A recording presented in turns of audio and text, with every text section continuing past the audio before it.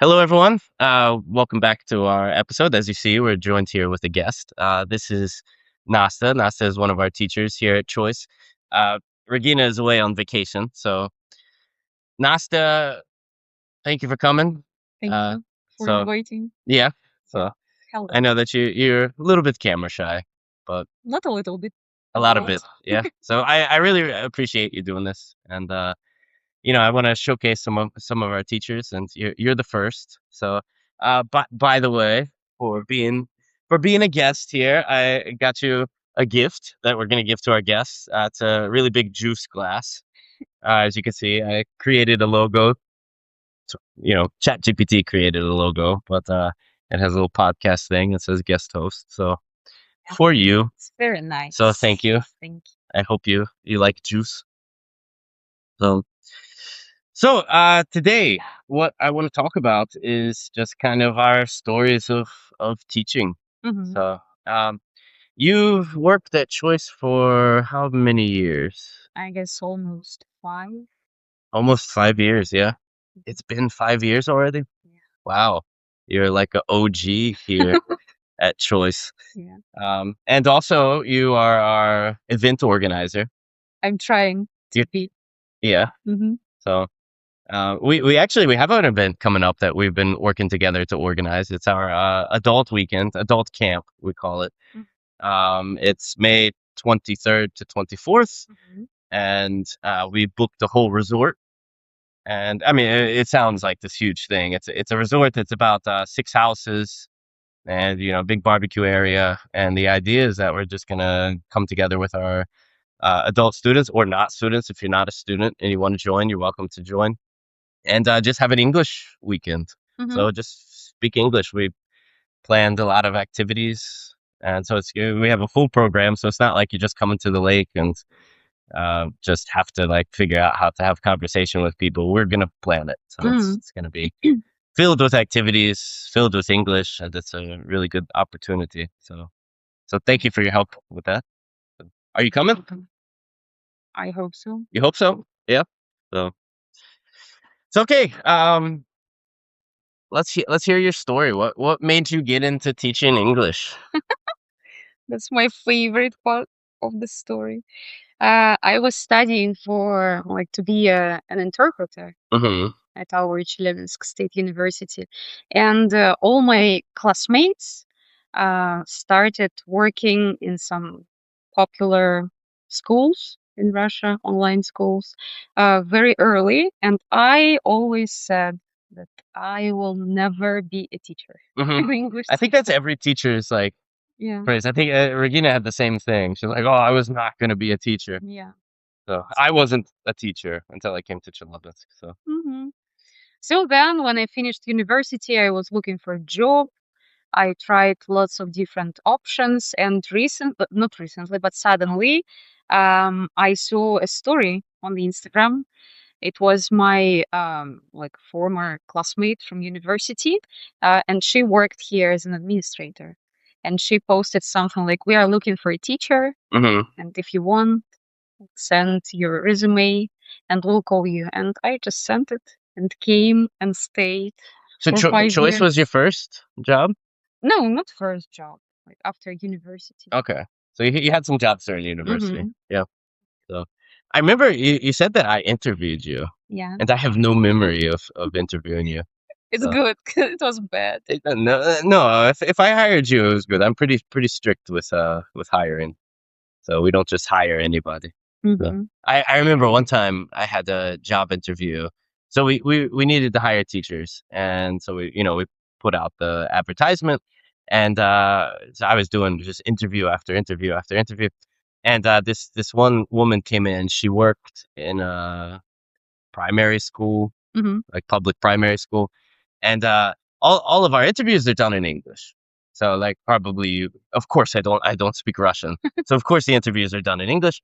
And the girl came in, and no one told her that this interview was going to be in English. But why should we? Because it's English school. teacher, yeah. And so when I got into the interview, first thing I said, so tell me about yourself. And she started speaking Russian to me. Mhm. And I said, oh, no, like I don't speak Russian. You got to do English. And she couldn't speak English. Like, no. Nothing. And like maybe a little bit, like my name is, and so after like 2 or 3 minutes, I said, I'm sorry, like, we need an English teacher who could speak English. Mm-hmm. And she was really embarrassed, and she came out into the office and just started shouting at the administrator for not telling her that it's going to be in English. And the administrator said the same thing that I just said, that you're an English teacher, you should be able to speak English. And she was like, I teach children, you don't need to know. And our administrator was like, of course you need to know English when you teach children too. For teaching children, like at a public school, probably you don't really need anything. But you should. You should. You should be able to like at least know something. Mm-hmm. And maybe her English level was better. I guess she was nervous, and then on top I of that, remember my mistakes. you remember your mistakes? Yeah. Yeah? And they were like I didn't know English at all.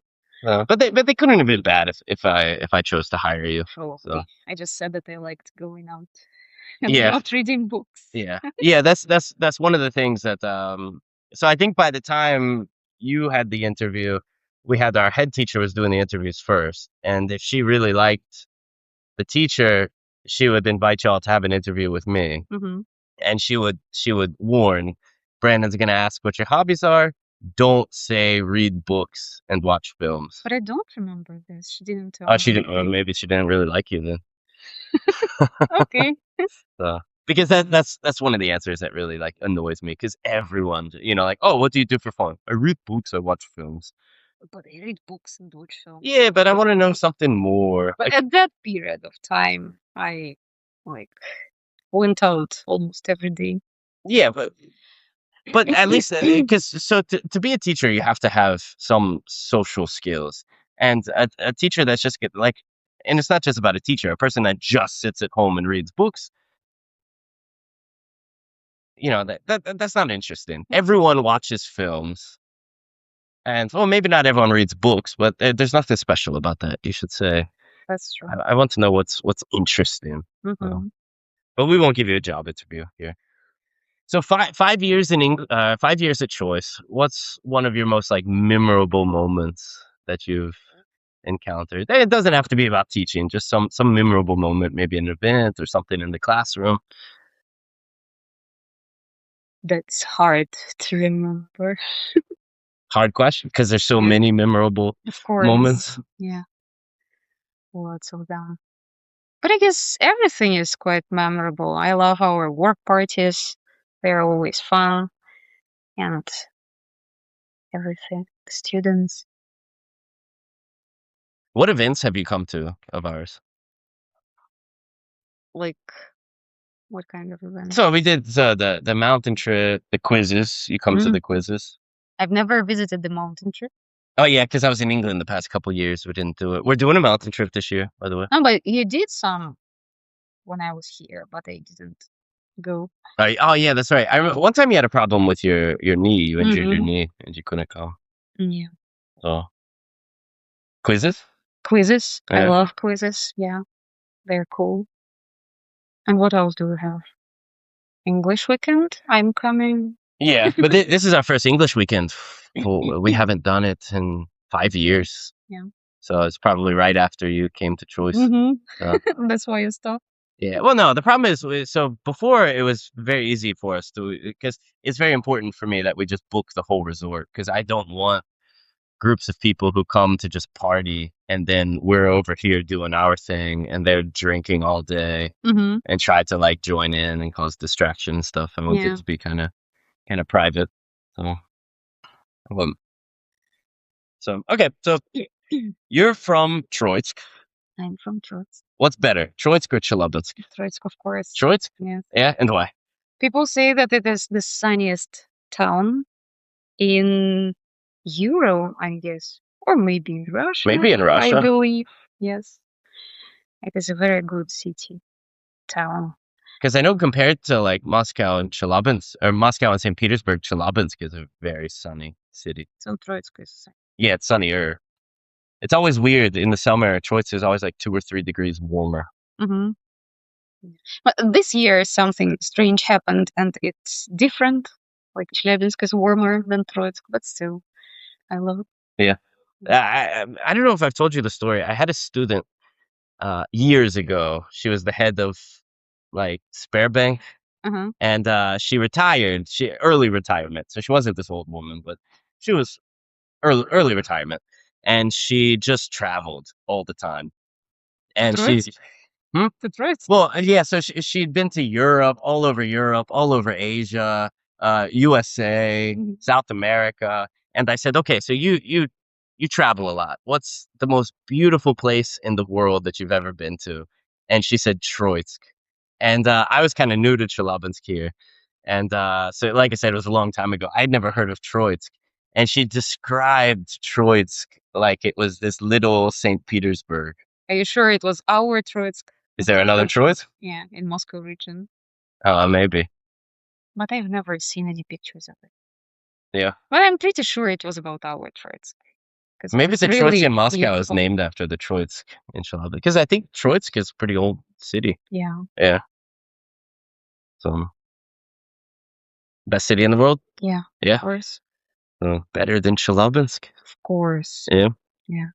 So, have you ever been there? I've been past it. So when you drive to Kazakhstan, you see Troitsk off in the distance. You can't see anything nice from that point. Yeah. So what's nice in Troitsk? Like if I were to visit Troitsk, what? You know that the like one popular TV show was filmed there like last year or 2 years ago. What show? It's about one famous serial killer? No, not serial killer. I forgot this word. It's like attorney. So he like lived some period of life in Troitsk, and they filmed this show there, some episodes of it. Because like all the buildings, not all, but most of the buildings are absolutely the same that they were in the past.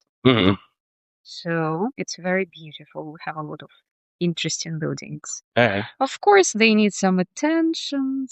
That's like a lot of cities. Yeah. One of the saddest thing is when I drive through Zlatoust, and if you're not from the Chelyabinsk region, Zlatoust, it's a mountain city. Is it a city? Yeah. Yeah. So. It's enough of a city, small city in the mountains. Beautiful area. But a lot of the buildings are just very run down. And when you drive through the center of the city, it's almost like sad to like, man, if you just painted these buildings, it would be an amazing place, like I don't know, Switzerland or something. Yeah, that's true. Yeah, maybe one day. But Troitsk is developing. Yeah, every year they make something new. Yeah, so good place for work. I guess not, because half of the people I know are from Troitsk. Yeah, not for work, but for living. They need some industry. All right, back to teaching. What is a mistake that you see a lot of students make when it comes to learning English or something in their English? What's a mistake that they make?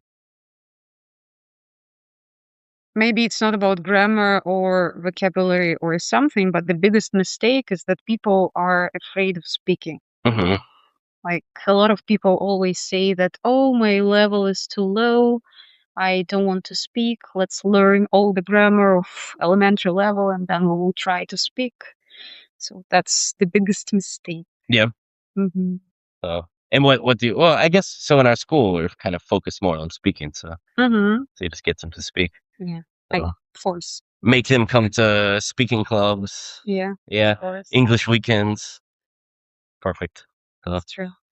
But I would say like one thing that I see a lot of students make the mistake, and it's a grammar mistake, is mixed conditional. Oh, mixed, yeah, of course, everyone makes mistakes. My favorite mistake.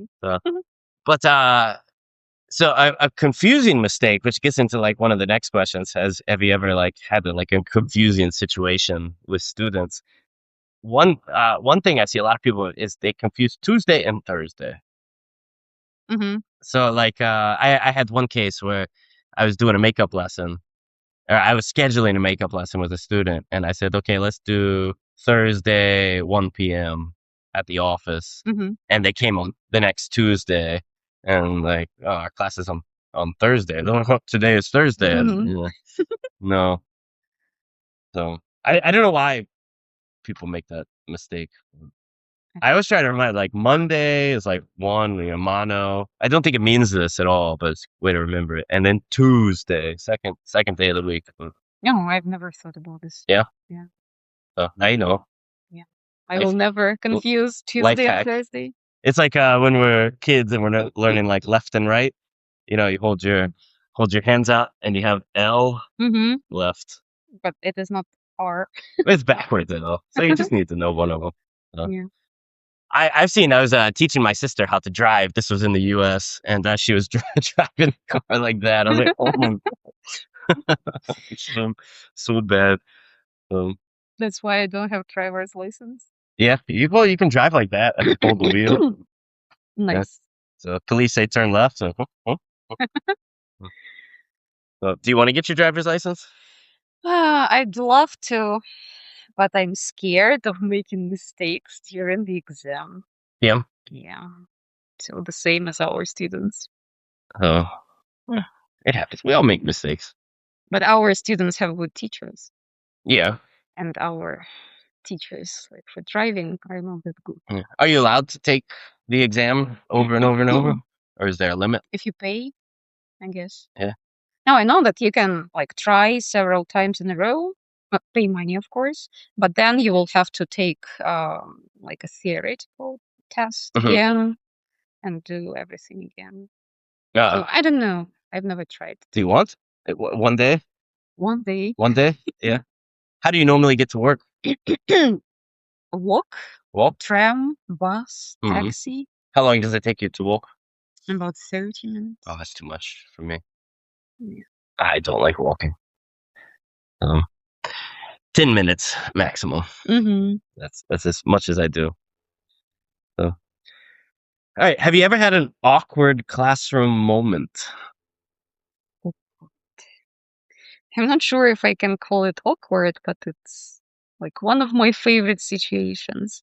I had a student, it was like an elementary level, and in the book there is a topic about the house, parts of the house, like furniture and some stuff like this. And there is a big picture of a house and the words that you have to match. Mm-hmm. And we like came to the word dishwasher, and my student, like, he was very confident and he said, I can't see a dishwasher here. And I was like, look, it's here, like in the kitchen, it's number 12. And I think he I said, know where this is going. yeah, there is no woman in this picture. And then he did the same thing again with the washing machine. Yeah. Yeah. Oh. So I think it was awkward. Like when your teacher is a woman. Is he married? Something like that. No. Yeah. With that attitude. Yeah. Mm-hmm. Oh. Yeah. Dishwasher is the greatest thing in the world. Probably. Yeah. You don't have a dishwasher? No. So I'm a woman. No. You are the dishwasher, right? Yeah. YouTube will block us for this. Yeah, probably. Well, they're definitely gonna block us for my story. Because I think one of the funniest situations, two funny situations that I can think of was one, I kind of always start my lessons with kind of like, what'd you do on the weekend? It's like a kind of warm up to get people into the mood of speaking English. And one of my students, she said, I went with my husband and we visited a whore, or we saw a whore or something like that. And I could not understand what like, I mean, obviously I knew that she wasn't talking about that, but and because you saw what? She's like, oh yeah, we went and we visited the most beautiful whore I've ever seen, and like it was so amazing and everything. And I couldn't understand what she was talking about. And I asked her, I said, like, can you write it down? And she meant choir. But I guess in Russian it's khor, and kind of in English spelling it looks like it could be the same. This word in English, very like dirty word for a certain profession, that the oldest profession in the world, I suppose. That's true. So, and then another story was, this is also about pronunciation. I had a student, I said, like, where's your favorite place to travel? And he said, Spain. And I said, so why Spain? He said, because Spain has like the most beautiful bitches. And that logically grammatically and everything, it fits. It's just a strange way to say it. I was, oh, really? Like, what do you mean? And then this, I didn't think he was making a mistake. And he was like, yeah, there's like such beautiful bitches in Spain. Like everywhere you go, it's just a beautiful bitch. And, I like to lie on the bitches. And you were like, "Mhm." Yeah. And then I was like, okay, maybe beaches. And he was like, yeah, bitches. I was like, no. We need to do pronunciation. Um, like with Yeah. this. So, I hate these two words. yeah. In almost every bad word in English, if you change the pronunciation a little bit, you have a normal word. Like bitch, beach, shit, sheet, Yeah. poor choir. Yeah. So, Wonderful English language. yeah. So, yeah, but it makes for some humor. Mm-hmm. And another situation, I had a student, she was late to class. And this is a really good story about why articles are important in English. She was late to class and she said, oh, excuse me, like I'm late. I was picking up children in the park. and like, and if you're not good with articles, if you forget the article there, it's as if she was going to the park and just taking children, Any children. any child. So I was picking up children in the park. And so the whole class kind of like caught that detail and started laughing. She was like, no. I mean, my children. Hello, police. Yeah. Like, okay, 911 or whatever. What's the emergency code in Russia? I should know that. 011? Maybe 112. But question. That's bad. They should change that. And if you have so many emergency numbers. So, come on. Yeah. All right. So we only have a few more minutes. Let's get some questions. What is a moment where, because you said in the beginning you didn't want to be a teacher, right? But now you are a teacher. Mhm. And what's a moment in your teaching life, in your teaching career that made you like, oh, that's why I'm a teacher? Probably like the first good review from my students. Yeah. And then like our head teacher always visits our classes like twice a year. And when it was my first or second year, I got a really good result. Mhm. And we had a meeting with the head teacher, and she told me like some really good words, and it motivated me. I came home, I told my mom, my family about that. I was very happy, and I guess that moment was like a game changer Yeah. for me. Cool. And you won teacher of the season? Yeah. Are you the current teacher of the season? No. No? You were last time. In autumn. So it's good. Yeah. So, by the way, Nastya is a great teacher. And if you're one of Nastya's students, put in the comments, say, yes, Nastya is the best teacher. Mhm. So you are. You're a very good teacher. So for me, I would say the moments when I prepare a lot of students to move abroad, like to go study in Europe or Canada. And so I prepare a lot for foreign exams, not for English exams. Mhm. And when they pass the exam, because that's usually the final thing they need to do. So they've been accepted into the university. They've gone through all of that. They do all of that work themselves.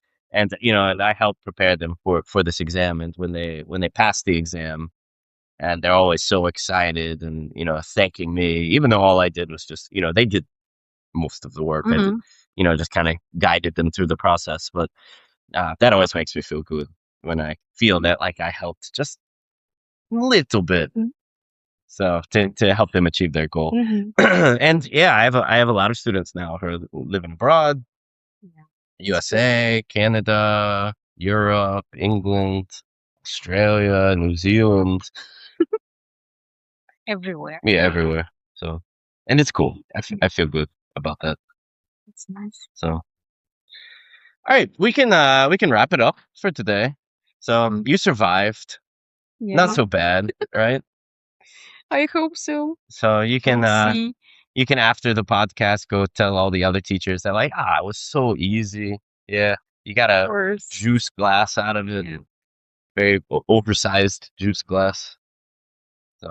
So thank you. I appreciate you coming on. Thank you. Hope to see you more on We'll see. our podcast. So thank you all. We have other videos. You should watch it. Subscribe to whatever channel you're watching this on. We have it on YouTube, VK, and YouTube. So click that subscribe button. Leave a comment about how awesome Nasta was and how awesome of a teacher Nasta is. And we'll see you all next week. So thank you. Thank you. Goodbye.